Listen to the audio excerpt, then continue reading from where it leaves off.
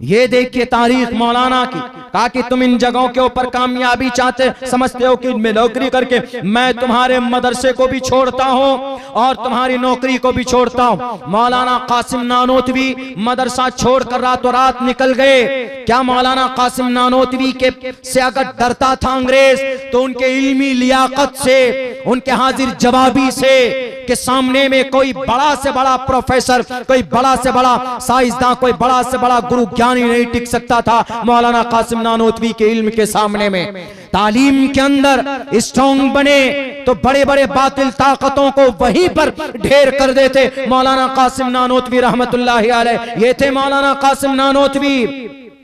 हमारे नौजवानों ऐसी तालीमी लियाकत पैदा करने की जरूरत है। मैं नहीं कहता कि आप सिर्फ हमेशा मदरसों में मौलाना और हुफ्फाज बनने के लिए वहां चले जाएं, वहीं पर पढ़ें। आप अपने अकीदे को समझकर, सीखकर, कम से कम हाफिज कुरान बनकर उसके बाद दुनियावी तालीम को भी आप हासिल कर सकते हैं। आपके लिए मना नहीं। आप डॉक्टर, इंजीनियर, पायलट, वैज्ञानिक बन सकते हैं, आपको मना नहीं। लेकिन एक बात याद रख लीजिए कि तालीम के मैदान में आप दोनों एतबार से अगर काम नहीं करेंगे तो आपको तरक्की मिलना बहुत मुश्किल, बहुत मुश्किल। और इस देश के अंदर उमूमन मैं कहता हूं, मैं सबके लिए, सनातन धर्मी भाइयों के लिए भी कहता हूं, आरएसएस के नौजवानों से भी कहता हूं, वीएचपी के साथी से भी कहता हूं, बजरंग दल के साथी से भी कहता हूं, हिंदू महासभा के लोगों से भी कहना चाहता हूं और हमारे गौ रक्षा दल के नौजवानों से भी कहना चाहता हूं, आपका अकीदा, आपका काम अपनी जगह पर, लेकिन कम से कम नॉलेज हासिल कीजिए, तालीम हासिल कीजिए,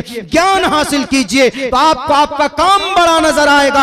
आपको इस देश के अंदर फिर नफरत नहीं नजर आएगी। आज सिर्फ नफरत को खड़ा किया जाता, उसको मजबूत दीवार बनाकर लोगों के सामने पेश करते और लोग एक्सेप्ट करते। वो इस वजह से कि नफरत को वैसा बनाकर पेश किया जाता है। हालांकि नफरत हिंदू मुसलमानों के बीच में तालीमी, उनके धार्मिक एतबार से नहीं है। हिंदू मानते हैं कि भाई हमारा खुदा एक, हमारा भगवान एक है, तो उनके मंत्र पढ़ते हैं, कम्म ब्रह्म द्वितीयो नास्ते नहना नास्ते किंचन। यही हम भी पढ़ते हैं, ला इलाहा इल्लल्लाह मुहम्मदुर रसूलुल्लाह।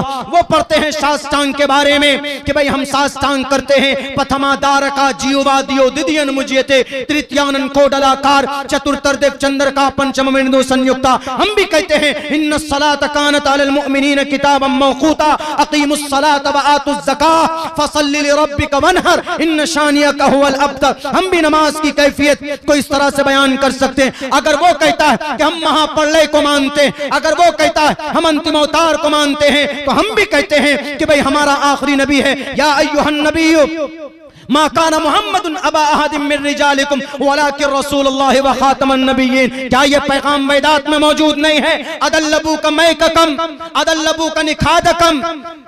और अंतिम महर्षि की ही वजह से ये दुनिया जगत गुरु बनी हुई और ये दुनिया महफूज होगी अंतिम महर्षि की वजह से। नबी पाक अलैहिस्सलाम के बारे में हमारा भी यही अकीदा है कि अल्लाह के नबी अलैहिस्सलाम कल क़यामत में हश्र के मैदान में सबकी बख्शिश के लिए, मग़फ़िरत कराने के लिए सजदे में जाएंगे। नबी पाक अलैहिस्सलाम दुआ करेंगे, अल्लाह के नबी अलैहिस्सलाम की दुआओं की बदौलत एक एक उम्मतियों को जन्नत में डाला जाएगा। यही अकीदा हमारा भी है। तो ये चीजें कब खत्म हो सकती है? जब तालीम हो, जब ज्ञान हो, जब एजुकेशन हो। तो एजुकेशन हो तो दोनों तौर पर आदमी कामयाब हो सकता है।